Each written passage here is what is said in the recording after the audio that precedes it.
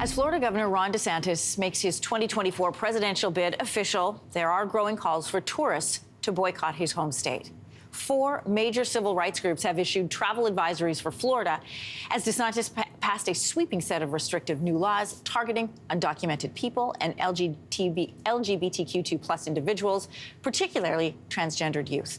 Brandon Wolf is the press secretary of Equality Florida. He is also a survivor of the 2016 Pulse nightclub shooting in Orlando and has addressed Congress twice about discrimination and gun control. Good morning, Brandon.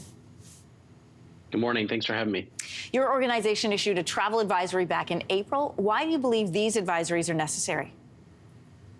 Well, listen, as the attacks on LGBTQ people in our state have escalated, so have the inquiries about whether or not it is safe to travel to Florida. And while our advisory is not a blanket recommendation or a call for boycott, it is an attempt to answer those questions honestly. It's an attempt to lay out the real impacts of policies in our state and share with people the truth about what it's like to be an LGBTQ person or a marginalized person on the ground in Florida. Listen, people need to know before they come here that as of July 1st, transgender people and people in general will face criminal charges for not leaving a restroom when asked by someone else who's accusing them of being in the wrong space. People need to know that a vast majority of transgender adults have had their care temporarily or permanently suspended because of the signing of SB 254. People need to know that in Florida, it is now legal to concealed carry a firearm without any training, without any permitting required.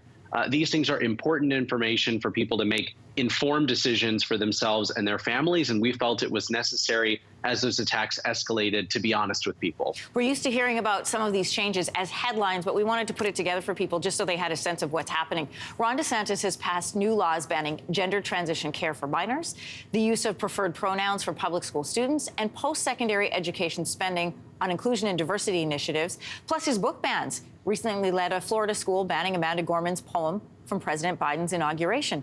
So when you string all these events together, what real-world consequences do policies like this have? We've already seen it. We've already seen a detrimental impact to our state's reputation. You can't go anywhere in the United States or neighboring countries without people looking at you with pity in their eyes, asking if you blink twice if you need help, if you're from the state of Florida. We've also seen it have a real impact on people. I have friends who are in the transgender community who've lived here for generations. Their families live here and they're packing up and moving because they need access to health care. We've seen prospective college students cross Florida off of their list. We've seen businesses pull investments, including Disney pulling $1 billion investment out of the state of Florida. And ultimately, what we're seeing is that weighing on LGBTQ young people most directly. There is a mental health crisis in this country, and especially in Florida with LGBTQ youth. We've seen a spike in suicide attempts in that population, and that has only gotten worse over the last couple of years. So, young people are telling us that this is having a detrimental impact on us. Families are making the difficult decision to pack up and leave the state of Florida. Businesses are pulling their investments. Ron DeSantis has done an incredible amount of damage in a short amount of time to Florida and its reputation. And I anticipate that those things will only get worse as he tries to stack up the cruel policies so that he can run for president. Well, we reached out to DeSantis' office for comment on the travel warnings that were issued by Equality Florida and others. This is their response. Florida is seeing record-breaking tourism. This is nothing more than a stunt. Tourism, we know, is one of Florida's biggest industries, accounting for nearly $100 billion in visitor spending. I see you shaking your head when you hear that response. What's your reaction?